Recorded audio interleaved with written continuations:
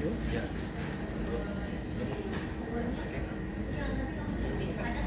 Ya.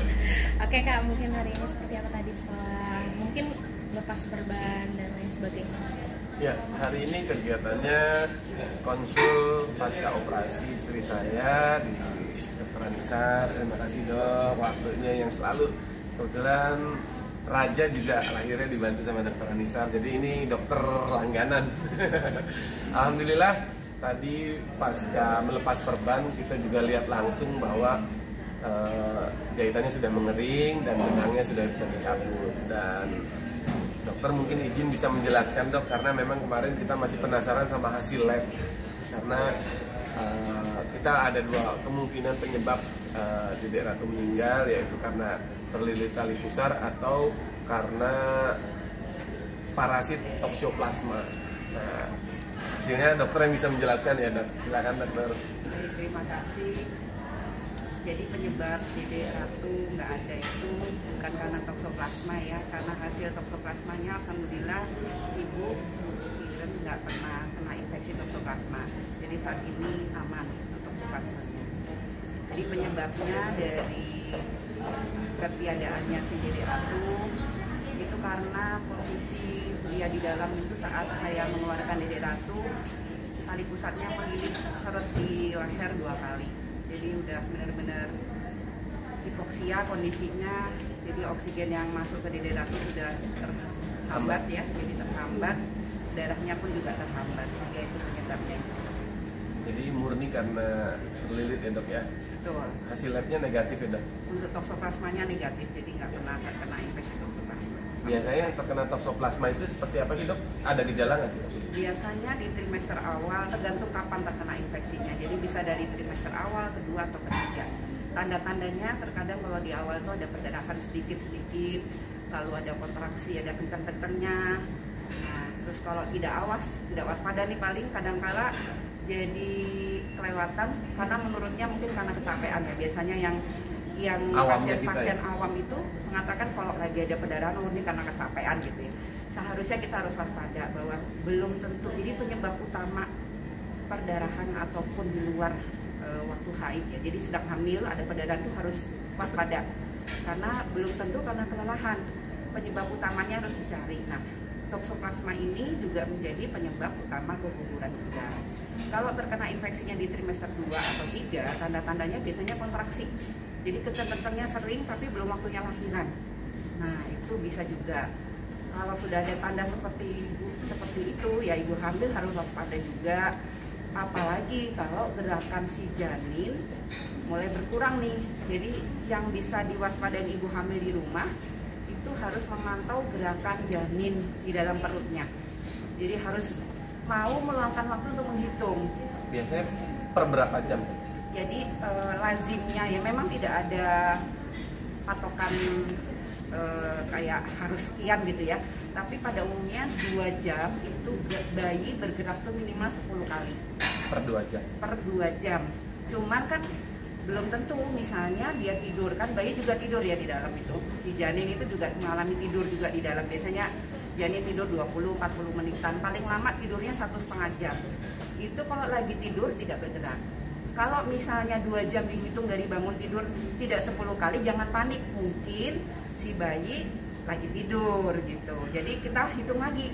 Jadi dalam 1 hari sejak ibu bangun tidur dari ibu hamil itu, kalau sudah trimester kedua, terutama di atas 20 minggu, itu sudah terasa banget kan gerakan janin. Itu harus rajin menghitung supaya kita tahu, oh ada masalah nih dengan kehamilan, gerakannya berkurang.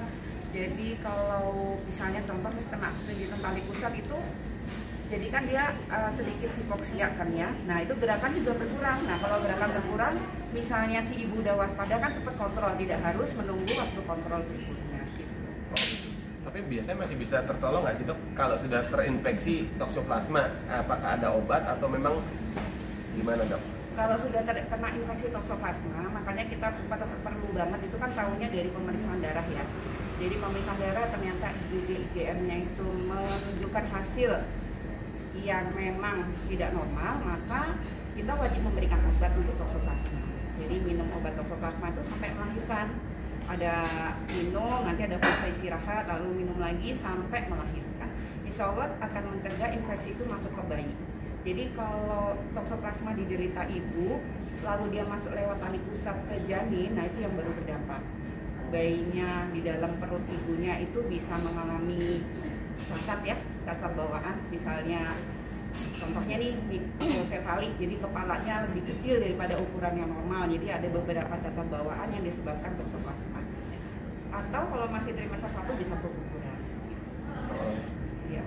Dok, mungkin kan itu yang tadi itu faktor untuk dari toksoplasma itu sendiri, tapi kan kakaknya mungkin kelilit tali pusar itu faktornya seperti apa sih dok, boleh dijelaskan?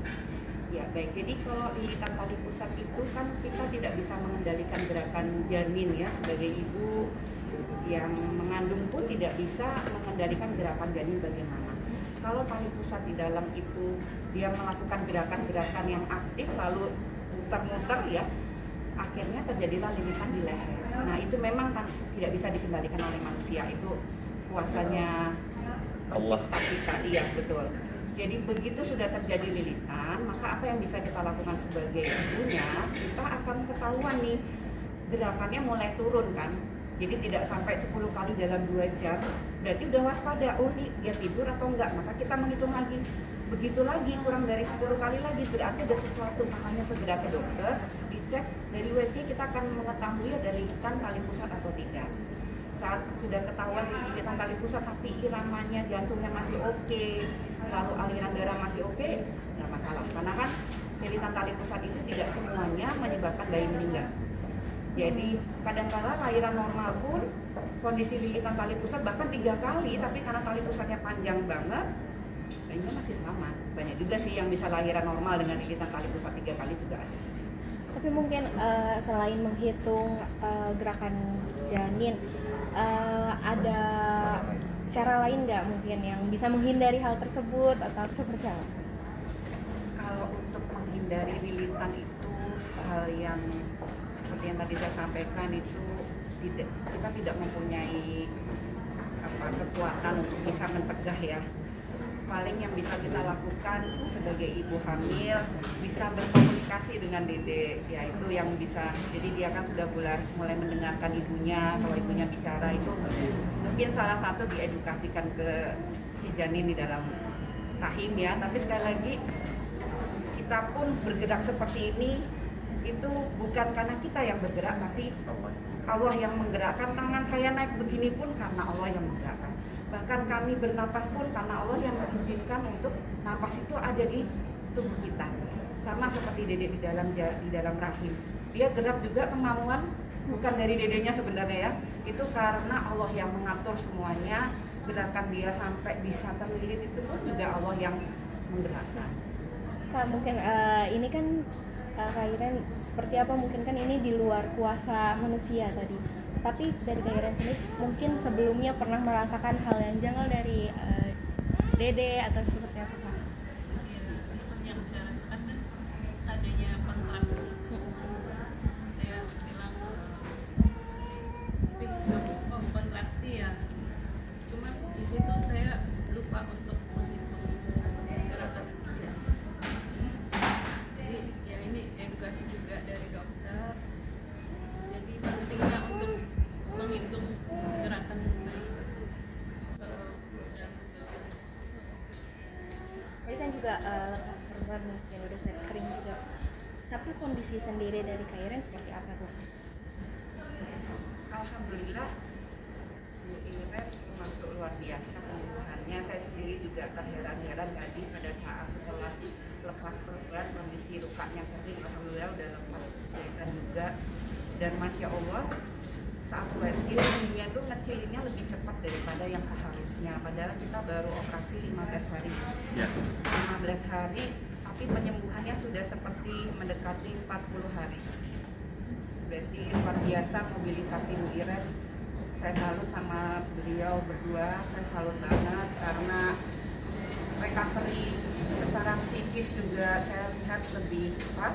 Dan secara organiknya rahimnya juga lebih cepat mengecilnya. Itu menunjukkan Bu Iren udah bagus untuk aktivitas sehari-harinya. Bahkan saya tadi kaget juga karena ternyata udah nyampe Bandung ya, belum 15 hari udah jalan-jalan ke Bandung, Masya Allah, luar biasa.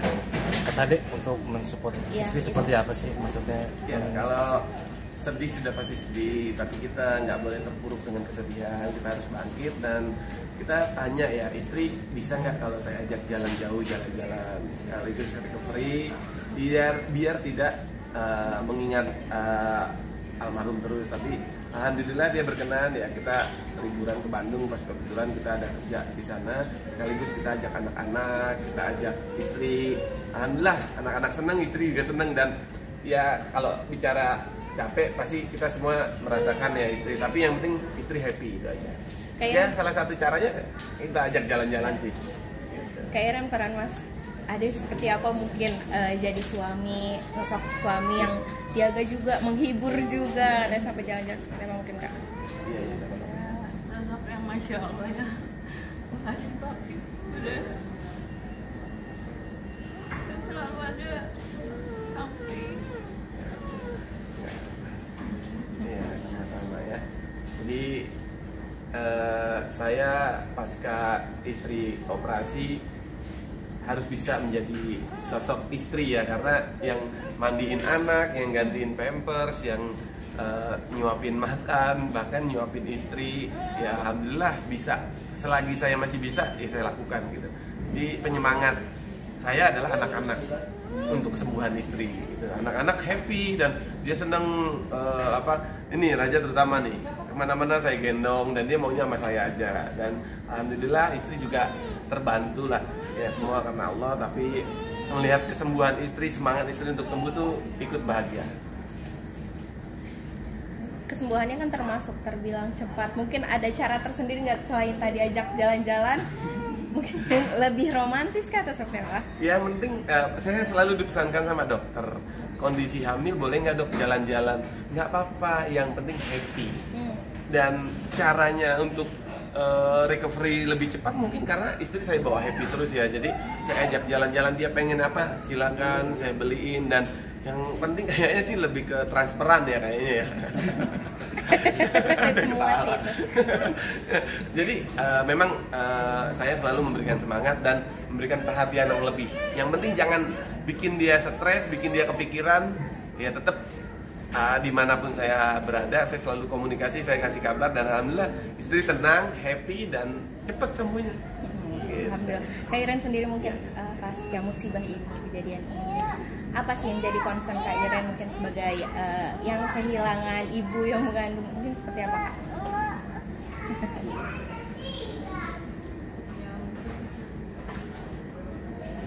Sekarang lebih concern ke anak-anak. Masih bersyukur ya, punya anak juga sehat. Anak-anak jadi penyemangat juga, karena ya anak-anak juga ini banget sama mami, Care banget. care banget. Ya, ini mami kadang kalau mami mau bangun aja dibantuin sampai segitunya, Masya Allah ya. Tetap bersyukur, tetap harus semangat, masih ada anak-anak yang Mas Ade udah sempat ke mana? Ya, kalau untuk ke makam kemarin saya pasca dari rumah sakit ada kesempatan untuk hadir ke makamnya Dede Ratu, dan alhamdulillah saya sama istri sama anak-anak ikut mendoakan di makamnya Dede Ratu di dekat rumah. Jadi kita belum sempat pulang ke rumah, dari rumah sakit kita langsung ke makam. Jadi kita langsung ziarah mendoakan Dede Ratu, dan memang makam itu sering kita lewatin, walaupun kita kalau udah malam nggak masuk ke dalam, kita tetap mendoakan dimanapun kita berada, dimanapun kondisinya ya kita tetap mendoakan. Dan bahkan tiap malam kita selalu ajak anak-anak, yuk kita doa bersama, minimal kirim Al-Fatihah buat Dede Ratu. Anak-anak sendiri mungkin seperti apa ya? Oh, makasih. Mungkin belum tahu soal kehilangan, tapi pengertian dari Kak Iren dan Mas Ade seperti apa mungkin? Anak-anak. Anak-anak kalau kakaknya sudah mengerti ya, kalau yang Raja ini dia ya feeling pasti ada ya, karena tapi dia belum bisa mengungkapkan dengan kata-kata. Dan Raja kalau disuruh kita mendoakan Dedek Ratu gitu, dia agak sedih karena ngelihat ibunya sedih, dia ikutan sedih. Jadi dia lebih menghindari ya, tapi dia tetap berdoa. Kadang kita singgung, nah doain Dedek Ratu yuk, enggak gitu ya. Bukan. Belum begitu mengerti. Iya.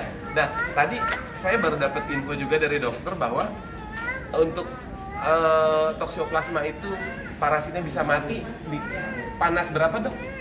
400 derajat. Jadi toksoplasma itu bisa mati setelah dipanaskan di 400 derajat.